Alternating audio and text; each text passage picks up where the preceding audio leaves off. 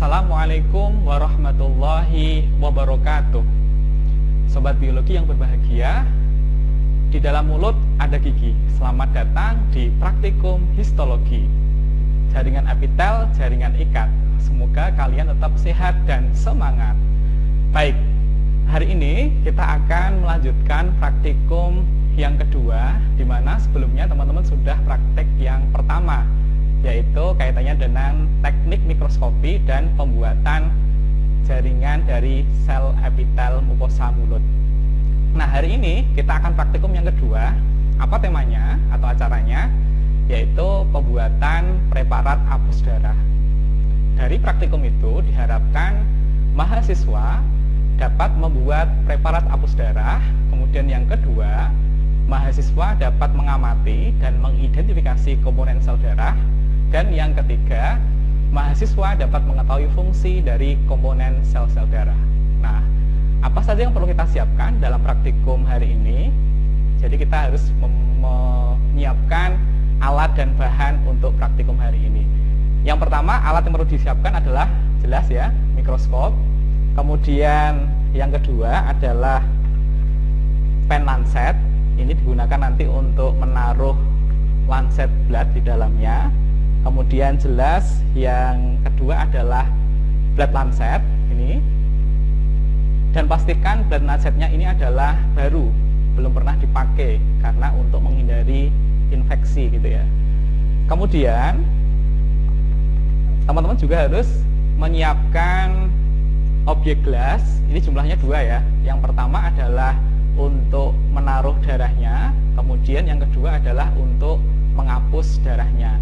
Dan pastikan ujung dari objek gelas ini rata sehingga nanti bisa menghasilkan hapusan yang baik. Kemudian cover glass gitu ya. Cover glass juga dibutuhkan dalam praktikum ini, digunakan nanti untuk menutup dari hapusan darah yang kita buat. Kemudian ada pipet tetes, ini perlu disiapkan. Kemudian ada petri dish yang digunakan nanti untuk menghapus darah, dan setelah dihapus itu nanti digunakan untuk mewarnai dari darah itu sendiri. Kemudian bahan yang perlu disiapkan, yang pertama adalah alkohol 70% yang nanti digunakan untuk mengusap dari jari Anda sebelum ditusuk ataupun diambil ya darah perifernya. Kemudian yang kedua adalah metanol yang digunakan untuk fiksasi. Kemudian yang ketiga ada gimsa nanti yang digunakan untuk mewarnai hapusan darah.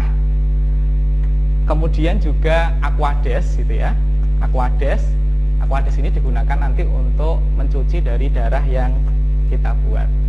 Baik, untuk selengkapnya mari kita ikuti cara kerja dari pembuatan preparat hapus darah berikut ini. Baik, cara kerja dari pembuatan preparat hapus darah yang pertama adalah perlu kita siapkan lancet bloodnya ya. Kita masukkan ke pen lancet. Nah, kita buka pen lancetnya. Baik, kemudian kita buka lancet bloodnya.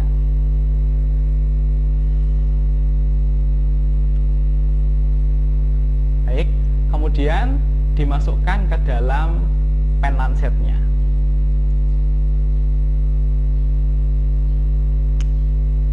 Oke.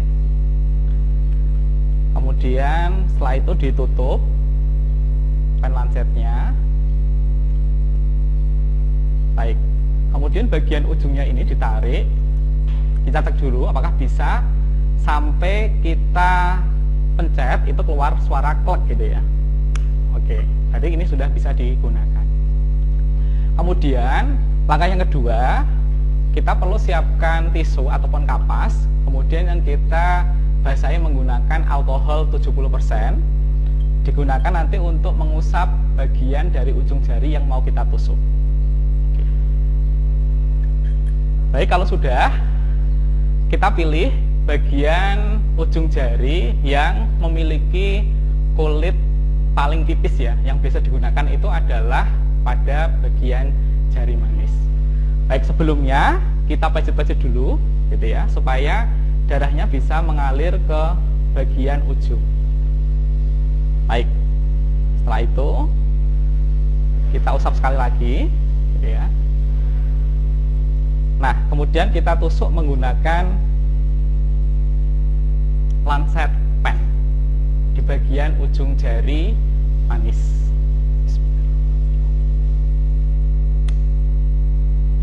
Baik. Nah, untuk tetesan yang pertama kita buang karena masih mengandung bagian atau komponen yang masih kotor. Kita usap ya menggunakan tisu. Itu ya. Baik. Tadi kita sudah menyediakan objek gelas yang pertama yang digunakan untuk menghapus gitu ya, untuk menaruh darah, maaf. Kemudian yang kedua adalah untuk yang menghapus. Baik, kita taruh di bagian sisi bagian kanan, kemudian berjarak 2,5 cm, kira-kira seperti itu.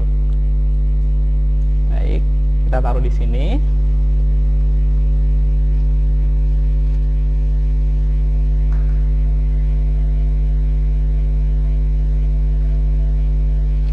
Baik, setelah kita teteskan ke objek gelas yang pertama tadi untuk menaruh darah, kira-kira jaraknya adalah 2,5 cm ya teman-teman di sebelah kanan. Setelah itu kita bersihkan dulu jari kita yang tadi sudah kita tusuk menggunakan kapas ataupun tisu yang sudah diteteskan alkohol 70%.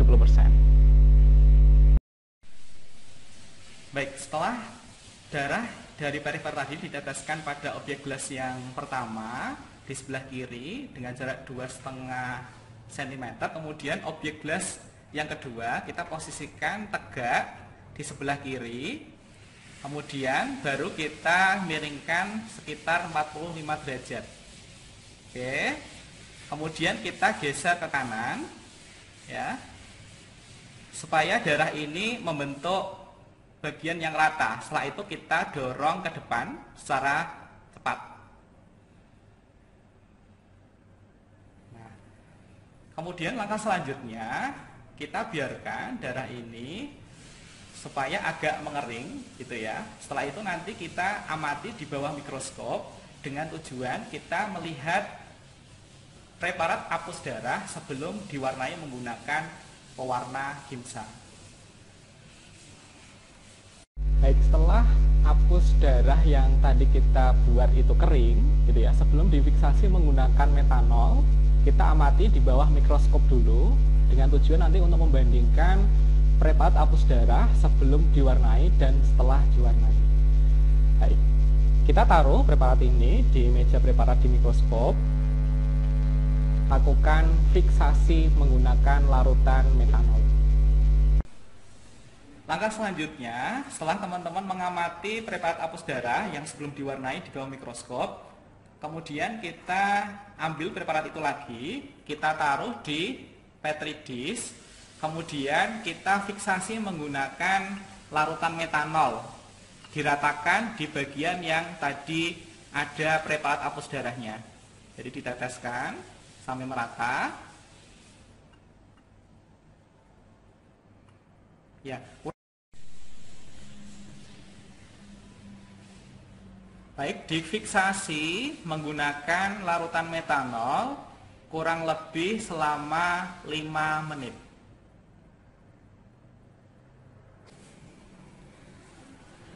Setelah kita melakukan fiksasi dengan larutan etanol dan juga dipastikan di bagian hapusan darah itu sudah mengering, selanjutnya kita baru teteskan pewarnaan gimsa. Ini kita membuatnya adalah sebesar 5% gitu ya. Kita teteskan sampai rata di bagian preparat hapus darahnya.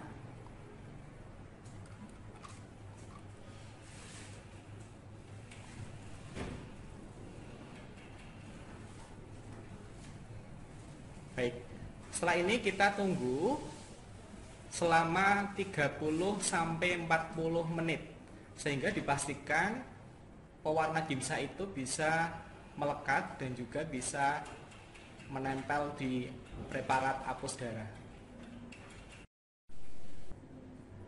Langkah selanjutnya setelah kita warnai menggunakan gimsa, kemudian kita tunggu selama 30 sampai 40 menit, kemudian kita cuci ataupun washing menggunakan Aquades sampai pewarna gimsanya itu bersih.